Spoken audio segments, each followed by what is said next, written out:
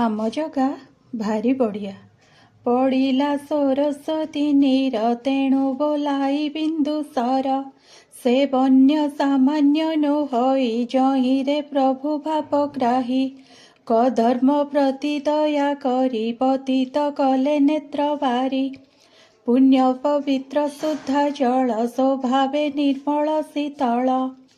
ଯେ ପୁଣ୍ୟ ଜଳ ମୁନି ଗଣେ ସେବା କରନ୍ତି ଅନୁକ୍ଷଣେ, ପବିତ୍ର ଦ୍ରୁମଲତା ଘନେ ନାଦ କରନ୍ତି ପକ୍ଷୀ ଗଣେ।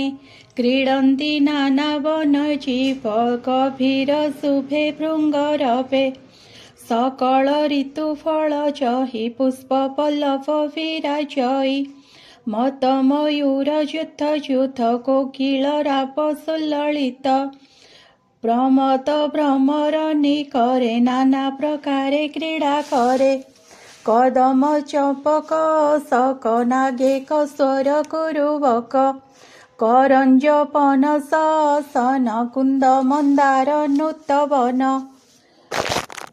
ହଂସ କାରଣ୍ଡ ପନ୍ତି ପନ୍ତି ଜଳ କୁକୁଟୁର ବଦ୍ୟନ୍ତି, ଚକର ଚକ୍ର ବାକ ବାଣୀ ଅତି ଗଭୀର ପରିବାଣୀ। ଗୟଳ ସଲ୍ଲଳ କୁଞ୍ଜୁର ତରକ୍ଷୁ ହରିଣ ଶୂକର, ବାନର କୋଲାଙ୍ଗୁଳ ସାଜେ ନକୁଳ କସ୍ତୁରୀ ବିରାଜେ। ସେ ତୀର୍ଥ ବରେ ଆଦି ରାଜା ରଥେ ମିଳିଲା ମହାତେଜା, କଳତ୍ର ଦୁହିତା ସಮೇତେ ପ୍ରବେଶ ହେଲା ରତ୍ନ ରଥେ। ଦେଖିଲା ମୁନିଙ୍କ ବଦନ ସ୍ୱଭାବେ ହୁତ ହୁତାସନ, ସ୍ୱଭାବେ ଘୋର ତପ ତେଜେ ସୁନ୍ଦର ଶରୀର ବିରାଜେ। ବିଷ୍ଣୁ ଦେଖିଲେ ଯା ଶରୀର ସୁନ୍ଦର କେତେକ ମାତର, ଅମୃତ ତୁଲ୍ୟ ବିଷ୍ଣୁ ବାଣୀ ସେ ମୁନି କର୍ଣ୍ଣ ପଥେ ଶୁଣି। ରୋମ ପୁଲକ କଳେବର ନେତ୍ରେ ଆନନ୍ଦ ଅଶ୍ରୁଧାର, ଶିରେ ସୁନ୍ଦର ଶୋହେ ଜଟା ବସନ ଚିରାଣୀ କାଛଟା। ସେ ମୁନି ମଳିନ ଯେ ଗାତ୍ର ରତ୍ନ ଯେ ସନେ ଅସଂସ୍କୃତ, ଏ ମନ୍ଦ ଦେଖି ନୃପମଣି ସଙ୍ଗତେ ନିଜ ପତ୍ନୀ ଘେନି। ରଥୁ ତୁରିତେ ଅବତରି ମୁନି ସମୀପେ ଦଣ୍ଡଧାରୀ, ମିଳିଲେ ବେନି ଯୋଡ଼ି ପାଣି ପାଦେ ପ୍ରଣାମ କଲେ ପୁଣି। ଦେଖି ଉଠିଲେ ମୁନି ବେଗେ ଆଶିଷ କଲେ ମନ୍ତ୍ର ଯୋଗେ, ବିଷ୍ଣୁ ଆଦେଶ ଗୁଣି ମନେ ଆନନ୍ଦ ଉଲ୍ଲଳ ଲୋଚନେ।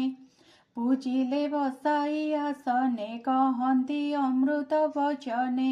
କଧର୍ମ ଉବାଚ ତୋ ଆଗମନେ ନୃପବର, ଧନ୍ୟ ଏ ଆଶ୍ରମ ମୋହର। ତୁମ୍ଭ ଭ୍ରମଣ ଏ ଜଗତେ ସାଧୁ ଜନଙ୍କର ଧ୍ୟାୟତେ, ଅସାଧୁ ଜନ ବିନାଶନେ ନିଶ୍ଚଳେ ଧର୍ମର ସ୍ଥାପନେ। ରବି ଶଶାଙ୍କ ଅଗ୍ନି ଯମ ଇନ୍ଦ୍ର ବରୁଣ ବାତ ଧର୍ମ, ଏ ଅଷ୍ଟଦିକ୍ପାଳ ତେଜ ତେଣୁ କ୍ଷତ୍ରିୟ ଅଷ୍ଟଭୁଜ।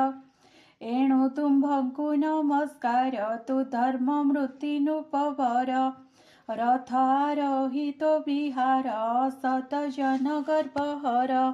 ଘୋର ଗର୍ଜନ ଧନୁରବେ ଉଦଣ୍ଡ ସଂଗ୍ରାମ ଉତ୍ସବେ, ବେଷ୍ଟିତ ଚତୁରଙ୍ଗ ବଳେ କମ୍ପାଇ ଅବନୀ ମଣ୍ଡଳେ। ସୂର୍ଯ୍ୟର ପ୍ରାୟ ତେଜ ଧରି ଖେଟ ଖର୍ବଟ ବନଗିରି, ଶତ୍ରୁ ବିନାଶେ ସାବଧାନେ କ୍ଷତ୍ରିୟ ଧର୍ମ ଏ ପ୍ରମାଣେ। ଏହା ନ କରି ଯେବେ ଘରେ ସୁଖ ଶୟନେ ନିଦ୍ରା କରେ, ତେବେ ଅସତ ରିପୁ ବଳ ନାଶନ୍ତି ଭୁବନ ମଣ୍ଡଳ। ତଥାପି ପୁଛୁ ହେ ରାଜନ ଯେ ଅର୍ଥେ ତୁମ୍ଭ ଆଗମନ, ତୁମ୍ଭର ପ୍ରିୟ ଭାବ ଯେହି ସୁହୃଦ ଭାବ କରିବଇ।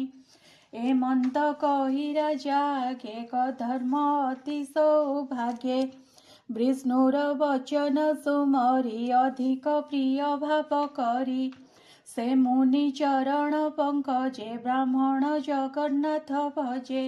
ଇତି ଶ୍ରୀମଦ୍ଭାଗବତେ ମହାପୁରାଣ ପରମହଂସ୍ୟା ସଂହିତାୟା ତୃତୀୟ ସ୍କନ୍ଧେ मनुकर्दम संवादो नाम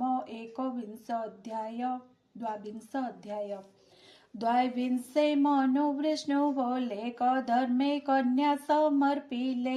मैत्रेय उवाच एमंत राजा गुण ग्राम आनंदे वर्णिले कधर्म शुणिण आपणा सुख्याति लज्जित होइले भूपति बोइले मुनि मुख चाहि शुण कधर्म दया बहि।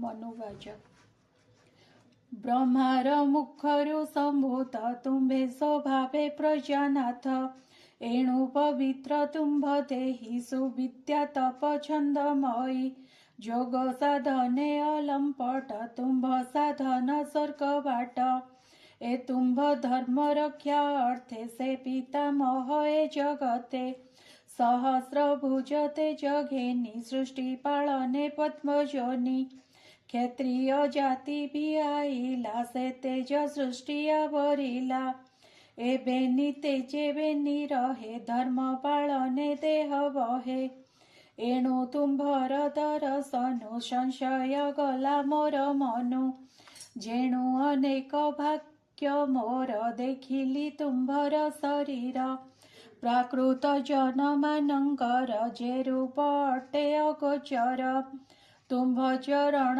रजनीर पवित्र कला मो शरीर तुम्भर अनुशिक्षा पाई पवित्र कली निज देहि तुम्भर वाक्ये कर्ण पथ निश्चल होए कृत्य कृत्य मुहे दुहिता स्नेहे चढ़ी ए माया मोह बंधे पड़ी एणु मोहर दुख मने कहिबी शुण सावधाने मोहर ज्येष्ठ बेनी सुत उतना पाद प्रिय व्रत तांक भगिनी ए सुमुखी ए देवहूति चंद्रमुखी ए वय गुणशील समे पति छई निज धर्मे।